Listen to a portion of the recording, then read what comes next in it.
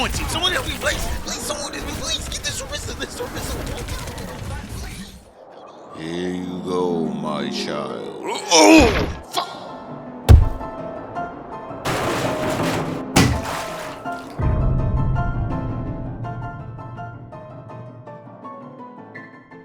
Won't get off of me, please. How do you even kill gold Orisa, please? What is that? Do I need to say more? Anyone that has played Overwatch 1 has been waiting for this day. Like how crazy conspiracy theorists have been waiting for JFK to return from the dead to claim the WWE World Champion title belt from The Undertaker. Mauga has been theorized about being the next tank hero since 2019. I'm sure a few players became leaders in some radical conspiracy movement while getting a gold medal in mental gymnastics after having to somehow convince themselves that Mauga is the next hero in Overwatch 2.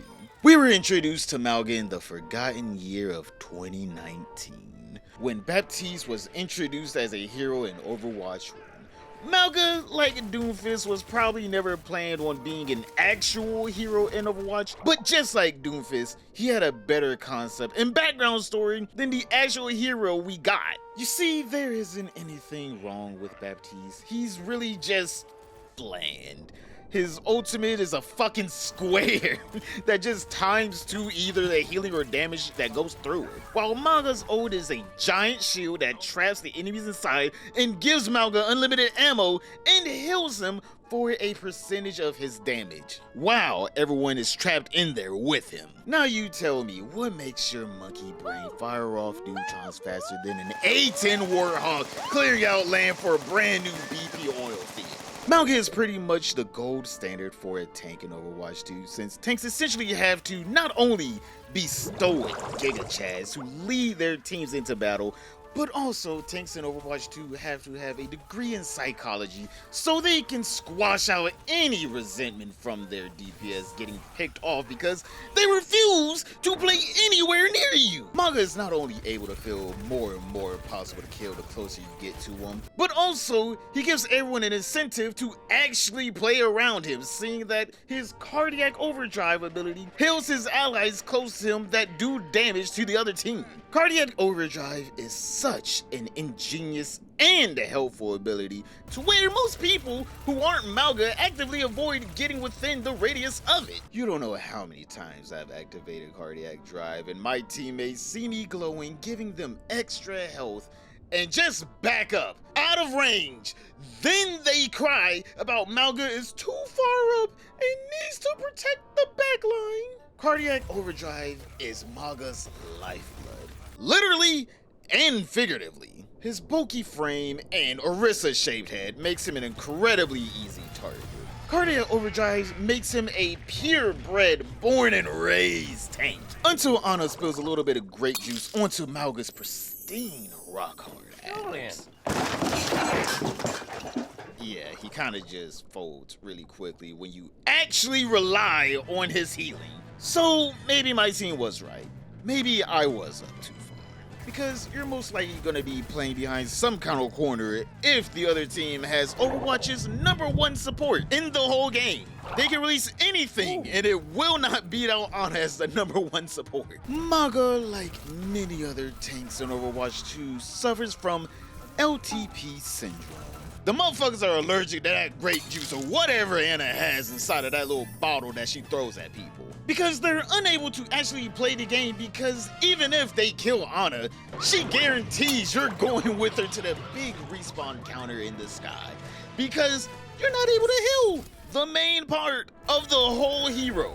Seeing that Ana's anti-nade is so easy to use and the most important and impactful non-ultimate ability in Overwatch 2, this one basic ability forces everyone to pay attention to it and is basically a signal for their whole team to shoot that one person that is glowing purple.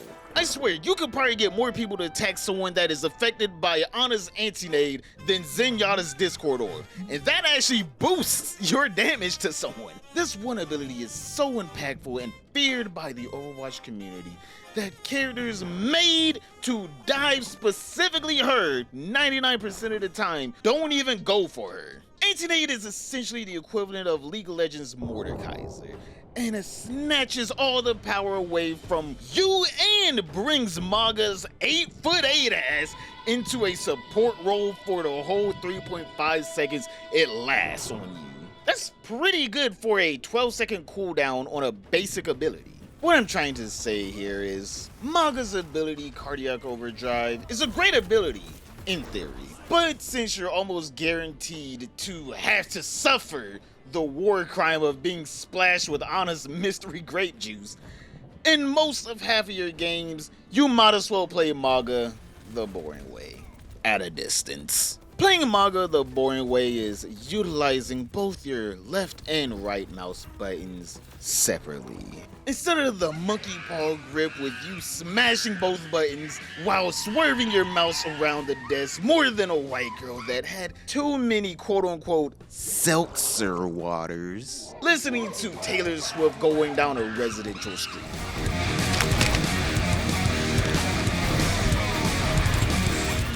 Man, slamming the keyboard. What are you doing? I ain't slamming shit. I was just tapping my keys. This way. How you looking at then it's how you start picking up the mouse and slamming that thing. Like that was no play. This man said full monkey paw. Oh, you slammed like 3 times. I'm like, what is man doing? Mauga is technically supposed to be played this way, but he is punished so hard for playing this way to where you might as well just go back to spawn and pick a reset if the stars don't align this millennium. Because without the perfect win conditions, Mauga's just gonna be bullied by the supports and DPS. Mauga's fatal flaw in this is his left click, Gunny. This is one of the coolest primary fire mechanics in an FPS game in my opinion. Gunny ignites the enemy team after hitting them 10 times. This ignite works the same as Ash's dynamite. Burning the target, I've gotten plenty of kills just from this ignite alone. It's a pretty good ability when it works. But since you're the biggest target on the map, he's going to be heavily targeted when people realize, hey, this motherfucker's trying to set me on fire. Mauga is a bigger target than Vladimir Putin. Usually whenever you're trying to use Gunny, this is whenever Anna loves smashing them Welch's bottle against your chest whenever you're playing Mauga. But the reason why people want Mauga when he's using Gunny is because this shit is the whole 96 Bulls. Because as soon as someone gets ignited by Gunny, Cha-Cha hits that motherfucker home, critting the ignited person anywhere on the bottom. Just listen to it. It sounds so beautiful. It feels like it takes forever to use Gunny to ignite someone, but as soon as you do it, you hear Cha-Cha critting them. This shit's sick. Don't be straight. Let me get over there and help. Dang, they got a res off. Ooh, and those res that they needed. Bro, what I was... Oh my god, I see I did. I was not walking on the point. He screw everyone else. Mercy, come give daddy some love. Bro, Trace, I know you did not get your ankles broken by Baby Diva. Oh my god. She killed her. She got him at the end.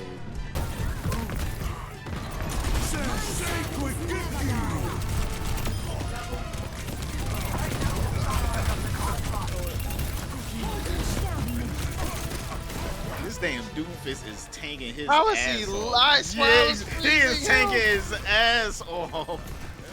Oh, you just died. Cripple him. Yeah, you just died. I don't even know why she picked you up. She should have saved that for Doom. That boy was tanking. This bitch playing Quake.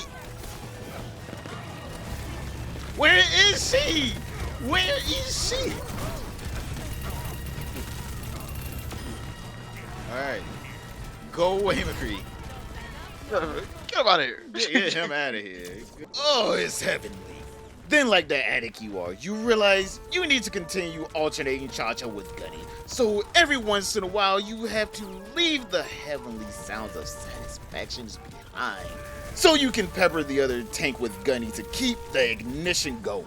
Oh yeah, you're not really gonna be igniting anyone else other than the tank, since everything else just zips around too much for the ignite to even take effect. Oh, and also, when critting with Cha-Cha, it also not only heals Mauga, but it also has the potential to overheal Mauga with his Berserk passive. But we already went over why this actually isn't all that impressive. Overrun is a great ability. Mauga charges in like Reinhardt, but instead of pinning one person into a wall, Mauga stomps down, damaging everyone around him, and also knocking anyone underneath him down.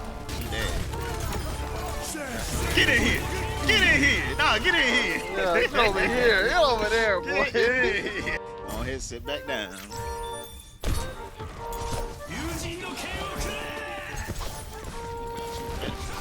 Ooh!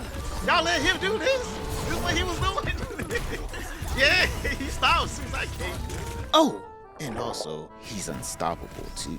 Overrun is a great ability if you're able to synchronize it with your team moving in. But we don't live in a fairy tale land, and I think we all know whenever you're playing Overwatch 2, no one really follows the tank. They just kind of hover around him, hoping that they get some kind of protection while going off on their own adventure. Oh my god, I got you, I'm coming. No, I'm coming. This way.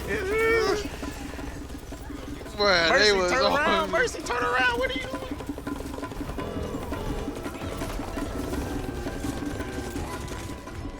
Hell. Bro, that dude got less kills than me. Look how much damage. He didn't crack the 1,000 damage straight. Bro, what? He didn't even crack the 1,000 damage. Bro, what? He's just standing still. Bro, these are the that they are like, no, these motherfuckers ain't leaving the game. They love it here. Yeah, I ran right through that little thing, didn't I? Just here. Ran right through that little. Hey man, you got that little trap down. I stomped on it. I stomped on it. So anytime you charge in, you better be charging in for a kill because you're gonna be in there alone. So, just like all your other abilities, you might as well just use it defensively to run away. Man, I hate having to run away so much as a tank in this game. We're not done yet. Mauga's ultimate cage fight is his only saving grace. Cage fight traps anyone on the other team in a shield dome. Cage fight then chains any and everyone to the middle of it, forcing them to not be able to use any movement abilities. Mauga also gains unlimited ammo inside of his ultimate. This essentially allows him to out-heal any damage thrown his way, unless there's a Diva or a Sigma or an Orisa or an Anno or even a Life Weaver on the map. Life Weaver's even worse because he basically just snatches your kills away from you. If any of these pretty popular heroes are trapped in your cage fight, then it's back to panicking to kill them before they realize they have all the power in your own ultimate. Yeah! We got no ults. No, we got one. Yeah, knock him off. Knock him off. Nah, I'm not gonna miss. Oh! He in our spawn. Let's go. That boy dead. Come back. Mauga's cage fight can also be broken, and fairly quickly if the other team actually focuses it. In my opinion, I think it should be like Symmetra's barrier, with unlimited amount of health, or with the health pool so high to where it's laughable for one high DPSing character to try and break out of it. Seeing that Mauga's ultimate is only good for one thing, trapping the other team in it after they run inside of it and dogpile on you. Oh, wait. There is another way. Another better way of utilizing Mauga's ultimate. This way guarantees to be more helpful of a way to use essentially this overly complicated ability that's already has a better way of implementation from other tanks from Overwatch 1. This one way changes Mauga from the power play frontliner he's meant to be into a glorified version of Bastion from the first reveal trailer of Overwatch 1 all the way back in 2014. It took them 9 years, but they really wanted to make sure there was some version of Bastion that had a shield, and they got it, finally. Essentially, you have to forego half of the ability to, capture people in it and chain them to the middle of it, so you can actually double your chances of making it out of your own ultimate alive. You use Cage Fight as essentially just a 360-degree shield, so, you're safe from everything else, but they're not safe from you. This method is actually quite effective, seeing that no one really wants to go into Mauga's ultimate if they don't really have to, nor do they want to shoot at it, especially if your teammates are doing what they're usually good at, avoiding hiding behind the shield. I actually started actively avoiding putting Mauga's ultimate anywhere near the enemies, seeing that I essentially get all the upsides of it while getting none of the downsides of anyone being inside of Cage Fight. If the other team has an annoying Pharah in the sky and you're low health, just pop down the shield and take her out, and also gain a little bit of health from it. Did D.Va just throw her D.Va bomb on the point in overtime? Just throw down your dome shield and then just let the barrier eat it up. Yep, this ultimate is able to be countered by so many things to where it's just a watered down version of a shield on a 1-minute cooldown. This is essentially the safe, boring way Overwatch wants you to play Mauga. And I'm gonna be honest, I kinda hate it, seeing that you're punished doing any of the things that you're supposed to do. Running in, trying your best to stay as close as you can to the enemies, any and everything that is somewhat fun is snuffed out by it has to be fair for the dead Overwatch competitive scene, seeing that Overwatch League is no longer a thing. Seeing that before Mauga got released, his primary fire Gunny was buffed, then nerfed, then after release, they reverted the nerf back to his buff whenever he was still in the game. And it's kind of strange seeing that Overwatch doesn't even know what they want out of Mauga, seeing that they buffed him whenever he was released, then they nerfed him, then they reversed the nerf back to his buff. They don't even know what they want to do with this character. They don't know if they want Mauga to be playing back with his team or to be an overextending powerhouse that takes control of the point. I'm not trying to say that Mauga is boring. In many different ways, he is a breath of fresh air in the tank category. He's just more of a niche character you bring out because you feel confident on him. Or the stars finally aligned and the uneven, unwilling to play together teammates are finally on the enemy's team. So you're able to take advantage of them like a savvy Samsung executive using love as a way to climb the social hierarchy we call ranked queue. But you know what? Mauga is in a more favorable position than McCree, which I already explained in this video. Go ahead and go check it out, boys. Also, don't forget to subscribe, like, and comment if you guys want to support the channel. Don't forget to become a member or drop us super thanks. I appreciate it. And this may be one of the last How Do I Explain videos. These really don't do well at all than just my normal commentary videos, and they take me way too long. I wrote this script whenever Mauga first came out, and now he is 3 months later. So these videos take way too long, and they really don't get the amount of love that I would think that they deserve. If you guys want this to keep going, don't forget to share the videos with your friends, and also, hey, write a comment and like the video. It helps a lot. Every last comment and like really helps out a lot with these videos, and to motivate me to make another one. But other than that, hopefully you all have a nice night, sweet dreams, and I'll see you all in the next video.